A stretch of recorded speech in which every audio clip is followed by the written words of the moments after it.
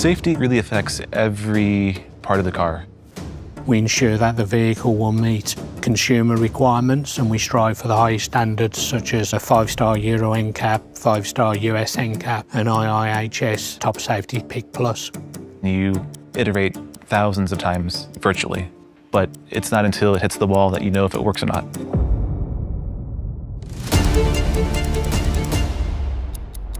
So right now, this is our confirmation stage, and this will be the stage that we make sure that all the different subsystems are coming together and working as a complete vehicle. We are going to be looking at the high-speed films, the accelerometer data, motion tracking via video, to make sure that not only do we get a good result, but that result is robust and repetitive.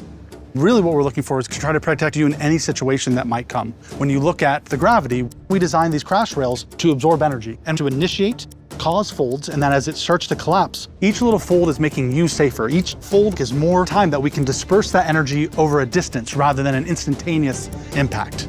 So the theory is absorb energy, be stable with the backup structure, and redirecting all the loads around the customer space and try to go down our main longitudinal body structures. There are crash cases where we don't hit those rails.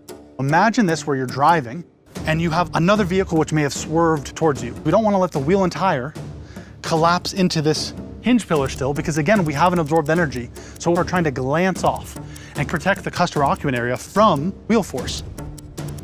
This might not seem like much, but this has been years of obsession from Lucid engineers. It did exactly what we wanted. These were designed so that in durability and in impacts, they don't separate. But under a crash event, that little bit of push at the front of the vehicle allows us to move away and slide over.